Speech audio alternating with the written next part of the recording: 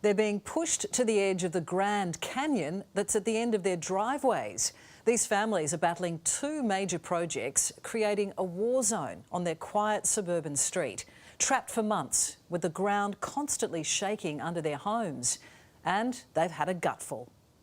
Life as a retiree on the Gold Coast should be a breeze for people like Christine De Brito, aged 78, living independently in beautiful Burleigh Heads and still a capable driver to head out to the shops. Except for one thing. So Christine, that's as far as you can go. Exactly. You're stuck here. I am. If I go another metre, I will fall into a great big deep hole. She's not kidding. The hole beyond that security fencing would swallow any family car. What happens if you want to drive somewhere? Unfortunately, I can't drive my car. I'm absolutely stuck. You might say she's up a creek without a paddle, but she's not the only one. Can you hear the house shaking? This is the view from Maureen Hall's bedroom. I mean, the whole house just shakes. The shutters shake, the bed shakes, everything. The earth is shaking, the ground is breaking, and their ears are aching. How bad's the noise? Well, it goes from 7 to 5 and sometimes 6 days a week. We even had it on Mother's Day for half an hour.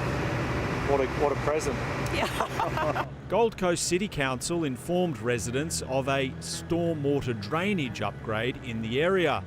Nobody expected that would involve the entire width of the street being turned into the Grand Canyon to lay a series of gigantic pipes side by side. They're huge.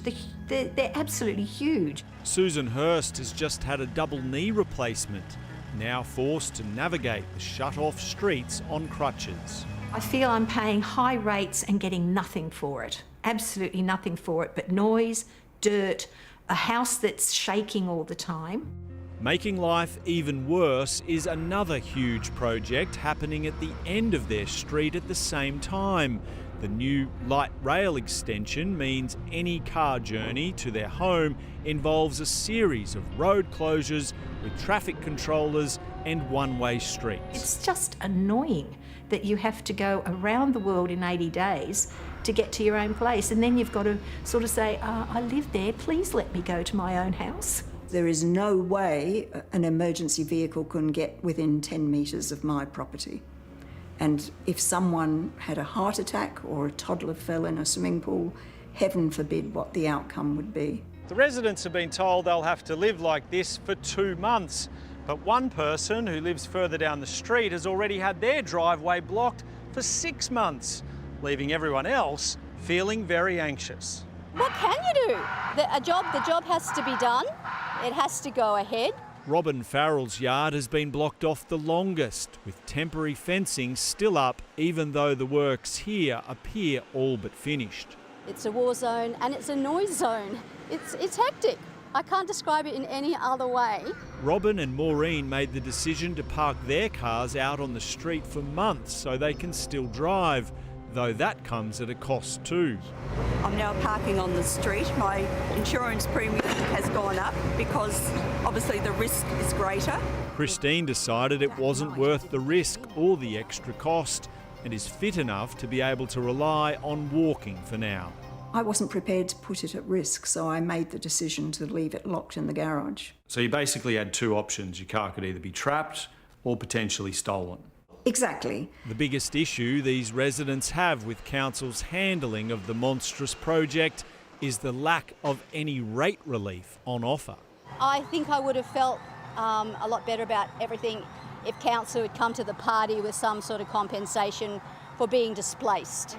They did get one offer in the mailbox recently from the light rail project, not Gold Coast City Council. We could go down to any of the corner cafes and we could have a free coffee on the light rail 3.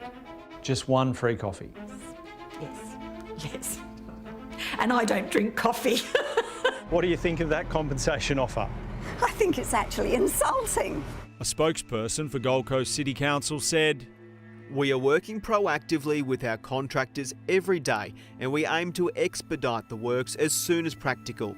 Given the overall benefits the project will provide upon completion, it is not the usual practice to provide compensation. The benefits being promoted are flood resilience for the street. Do you have a lot of issues with floods here? We have never had a flood in the time I've lived here. I think council's spending a lot of money to service development. What a nightmare. The Gold Coast City Council also claims emergency services can access within 10 metres of every driveway. Not what it looks like out there this week.